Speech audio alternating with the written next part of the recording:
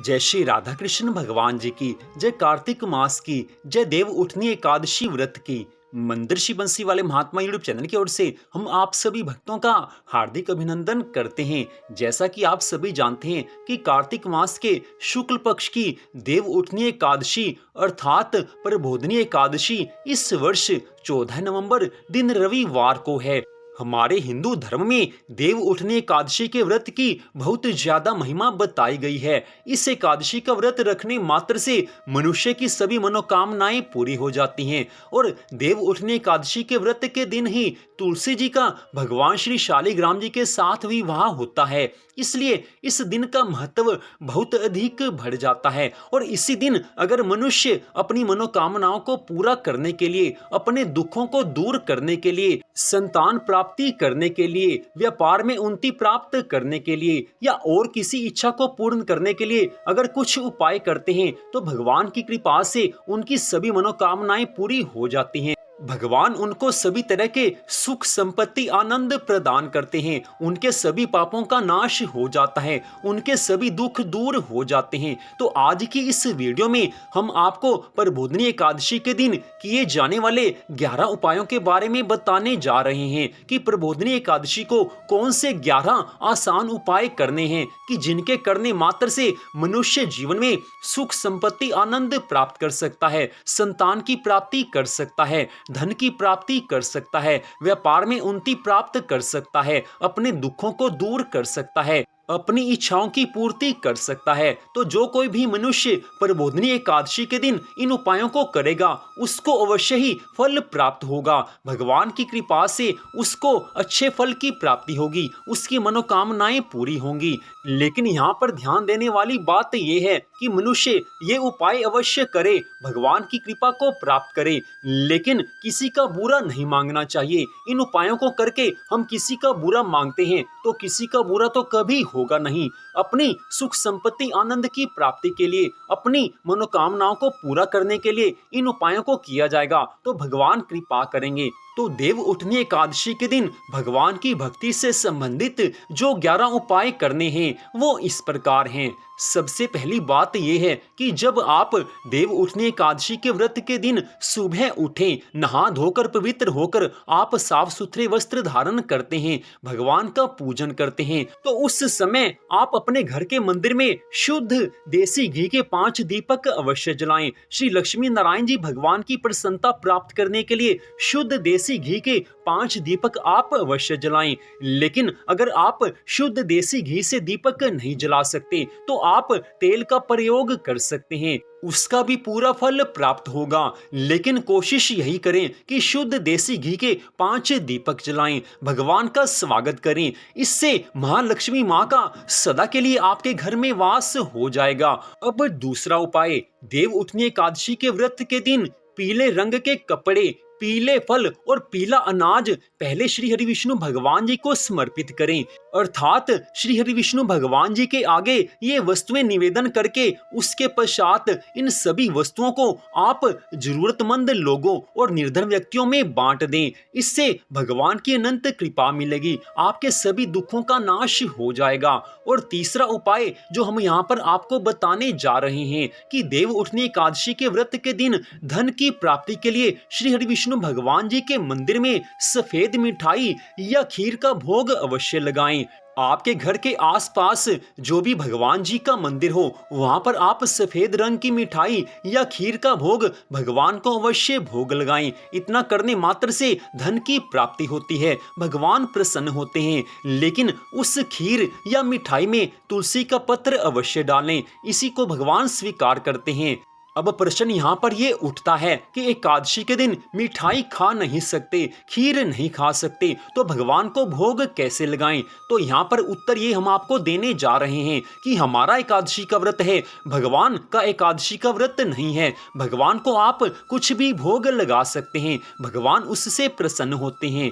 तो उसके बाद चौथा उपाय, देव उठनी एकादशी के व्रत के दिन आप पीपल के पेड़ पर जल अवश्य चढ़ाएं, उसमें थोड़ा सा दूध मिला लें, वो आप पीपल के पेड़ पर अवश्य चढ़ाएं। और सायंकाल में पीपल के पेड़ पर आप दीपक अवश्य जलाएं, लेकिन ये ध्यान में रखें कि जो पीपल के पास से दीपक जलाना है वो सायंकाल में सूर्य छिपने से पहले जलाना है। सूर्य छिपने से पहले ही आप पीपल के पास से दीपक जला सकते हो।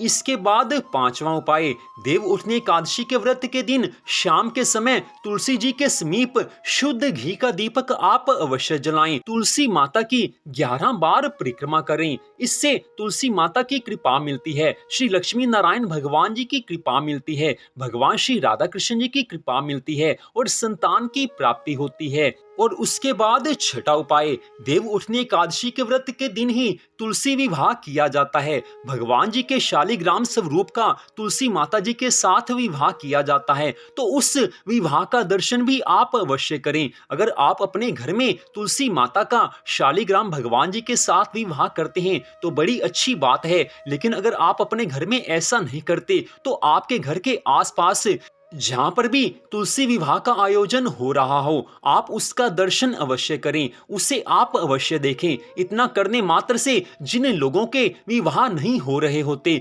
उनका विवाह भी शीघ्र ही हो जाता है, धन संपत्ति की प्राप्ति होती है, भगवान की कृपा मिलती है। तो अब सातवां उपाय, देव उठनी एकादशी के व्रत के दिन आप गौ माता को केले का फल या और कोई फल अवश्य खिलाएं। देव उठनी एकादशी के व्रत के दिन आपने गौ माता को कोई फल अवश्य खिलाना है। गौ माता में हमारे हिंदू धर्म के सभी 33 करोड़ देवी देवताओं का वास है, इसलिए देव उठनी एकादशी के व्रत के दिन आपने सुबह या शाम जिस समय भी आपको मौका मिले उस समय आपने गौ माता को कोई ना कोई फल अवश्य खिलाना है। ये सब कार्य आप श्रद्धा भावना से करें, गौ माता प्रसन्न होंगी, मतलब 33 करोड़ देवी देवता आप पर प्रसन्न होंगे और उनकी कृपा मिलेगी, मनोकामनाएं पूरी होंगी। तो अब आठवां उपाय, देव उठनी एकादशी के व्रत के दिन आप सभी घर के सदस्य अपने घर के मंदिर में एक दीपक मिलकर अवश्य जलाएं। परिवार में आपके जितने भी सदस्य हैं सब मिलकर एक दीपक घर के मंदिर में अवश्य जलाएं। सबका हाथ उस दीपक पर लगवा लें, सब मिलकर अपने घर के मंदिर में भगवान के लिए दीपक अवश्य जलाएं, चाहे सुबह चाहे शाम, जिस समय भी आप घर के सभी सदस्य एक साथ हों उस समय आप दीपक अवश्य जलाएं। इससे घर में सुख शांति आनंद बना रहता है, धन संपत्ति आती है और परिवार में एकता बनी रहती है। तो अब नौवां उपाय, देव उठनी एकादशी के व्रत के दिन श्रीमद् भागवत महापुराण की कथा सुनना सबसे ज्यादा मंगलकारी कहा गया है, इसलिए देव उठनी एकादशी के व्रत के दिन आप श्रीमद् भागवत महापुराण की कथा को सुने या पढ़ें, चाहे आप एक श्लोक पढ़ें, चाहे आप एक पेज पढ़ें, चाहे आप थोड़ी सी कथा सुने, लेकिन देव उठनी एकादशी के व्रत के दिन श्रीमद् भागवत महापुराण की कथा आपने अवश्य सुननी है या पढ़नी है। देव उठनी एकादशी के व्रत की कथा में स्पष्ट बताया गया है कि जो मनुष्य देव उठनी एकादशी के व्रत के दिन श्रीमद् भागवत महापुराण की कथा को सुनता है उस पर भगवान की अनंत कृपा होती है, उसकी भगवान सदा रक्षा करते हैं, उसकी सभी मनोकामनाएं भगवान की कृपा से पूरी हो जाती हैं। तो श्रीमद् भागवत महापुराण की कथा को आपने देव उठनी एकादशी के व्रत के दिन अवश्य पढ़ना है या सुनना है।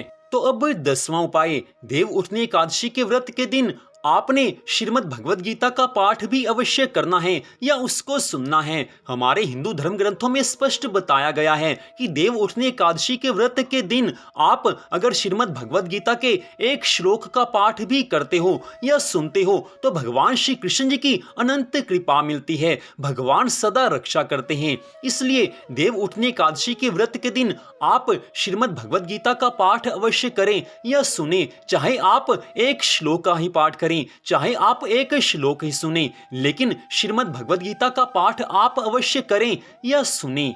तो अब 11वां और अंतिम उपाय, देव उठने एकादशी के व्रत के दिन आप रात्रि के समय महालक्ष्मी माँ की कृपा प्राप्त करने के लिए उनके समीप दीपक अवश्य जलाएं। आपके घर में जो मंदिर है वहां पर महालक्ष्मी माँ जी का जो सुंदर चित्र है या जो मूर्ति है वहां पर आप उनकी प्रसन्नता के लिए शुद्ध घी का दीपक आप अवश्य जलाएं। अगर आप शुद्ध घी का दीपक नहीं जला सकते तो आप तेल का दीपक भी जला सकते हैं, लेकिन महालक्ष्मी माँ की कृपा को प्राप्त करने के लिए रात्रि के समय आप दीपक अवश्य जलाएं। महालक्ष्मी माँ की कृपा होगी तो घर में सदा के लिए माता महालक्ष्मी का वास हो जाएगा, और जिस घर में महालक्ष्मी माँ सदा के लिए वास कर लेती हैं उस घर में सदा के लिए धन संपत्ति आ जाती है, उस घर के सभी दुख दूर हो जाते हैं, उस घर के सभी सदस्यों की मनोकामनाएं पूरी होती हैं। इसलिए महालक्ष्मी माँ की कृपा को प्राप्त करने के लिए आप दीपक अवश्य जलाएं,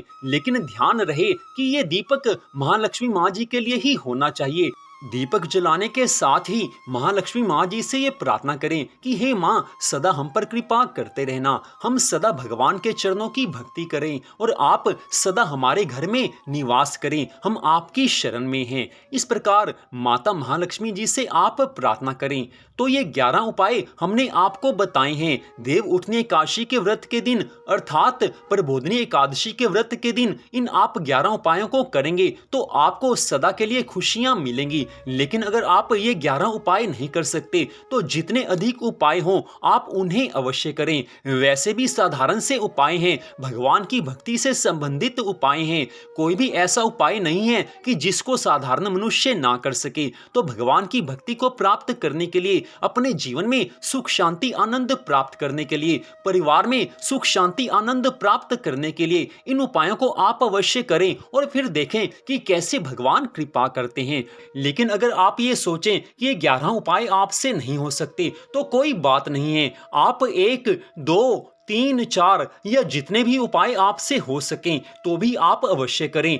एक उपाय से प्रसन्न होकर भी भगवान आपको सब कुछ दे सकते हैं। एक उपाय भी भगवान की कृपा को प्राप्त करवा सकता है। एक उपाय से भी भगवान प्रसन्न हो सकते हैं। इसलिए जितने उपाय आपसे किए जा सकें आप अवश्य करें, भगवान आप पर अवश्य प्रसन्न होंगे। तो मंदिर श्री बंसी वाले महात्मा यूट्यूब चैनल की ओर से आज की इस कथा को सुनने के लिए आप सबका हार्दिक धन्यवाद। भगवान की अन्य कथाओं को सुनने के लिए कृपया हमारे चैनल को सब्सक्राइब कर लीजिए। बड़ी सुंदर कथाएं हमारे चैनल पर सुनाई जाती हैं। तो आप सबका फिर से धन्यवाद। भगवान श्री राधा कृष्ण जी की, भगवान श्री लक्ष्मी नारायण जी की कार्तिक मास की प्रबोधनी एकादशी व्रत की अनंत कृपा सदा आप सब पर, आपके परिवार पर बनी रहे। इसी मंगल कामना के साथ जय श्री राधा रानी सरकार की, जय श्री कृष्ण भगवान की, जय श्री लक्ष्मी नारायण जी भगवान की, जय कार्तिक मास मध्यम की, जय देव उठनी एकादशी व्रत की।